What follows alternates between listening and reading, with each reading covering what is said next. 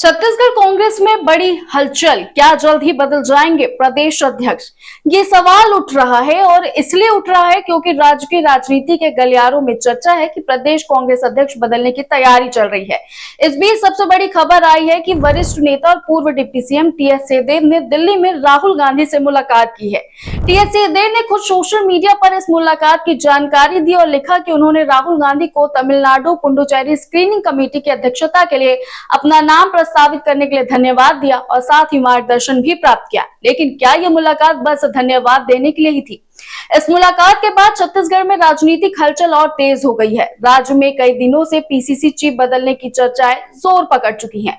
वर्तमान अध्यक्ष दीपक बैज 2.5 साल का कार्यकाल पूरा कर चुके हैं। उनके 3 साल का कार्यकाल कुछ महीनों में पूरा हो जाएगा और उनकी जगह नए चेहरे को प्रदेश कांग्रेस की कमान मिलेगी। राजनीतिक जानकारों की माने तो टीएस सिंहदेव इस रेस में सबसे आगे हैं। वहीं पूर्व सीएम भूपेश बघेल के समर्थन से उमेश पटेल का नाम भी चर्चा में है। उमेश पटेल हाल ही में दिल्ली भी गए थे। वो ओबीसी वर्ग से हैं और राहुल गांधी के काफी करीबी माने जाते हैं। दूसरी तरफ टीएस सिंहदेव छत्तीसगढ़ में अपने अनुभव और लंबी राजनीतिक पृष्ठभूमि के कारण मजबूत दावेदार है। राजनीतिक विश्लेषक मानते हैं कि यदि टीएस सिंहदेव को प्रदेश अध्यक्ष बनाया जाता है तो कांग्रेस के भीतर नया संतुलन देखने को मिल सकता है।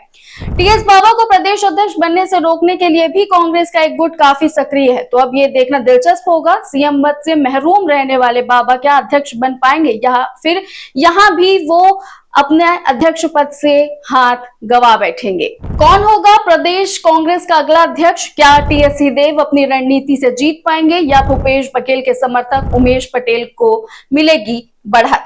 लेकिन इसी बीच छत्तीसगढ़ में एक नेता का कद तेजी से बढ़ रहा है और वो नेता कोई और नहीं, भिलाई नगर से विधायक देवेंद्र यादव हैं। देवेंद्र यादव राहुल गांधी के काफी करीबी हैं। भारत जोड़ो यात्रा हो या बिहार चुनाव की यात्रा, दोनों ही जगह राहुल गांधी ने उन पर भरोसा करते हुए महत्वपूर्ण जिम्मेदारी दी थी और एक बार दीपक बैज ने स्वयं देवेंद्र यादव को कार्यकारी अध्यक्ष से संबोधित करते हुए पोस्ट भी किया था। हालांकि बाद में उन्होंने पोस्ट डिलीट कर दिया। तो देखने वाली बात यह है कि कहीं टीएस और उमेश की लड़ाई में देवेंद्र बाजी ना मार जाए। आपकी राय क्या है? छत्तीसगढ़ कांग्रेस में अगला प्रदेश अध्यक्ष किसे बनना चाहिए, टीएस सिंहदेव या उमेश पटेल? कमेंट में अपनी राय जरूर बताएं और ऐसे ही इंटरेस्टिंग अपडेट्स के लिए वैम छत्तीसगढ़ को सब्सक्राइब करना ना भूलें।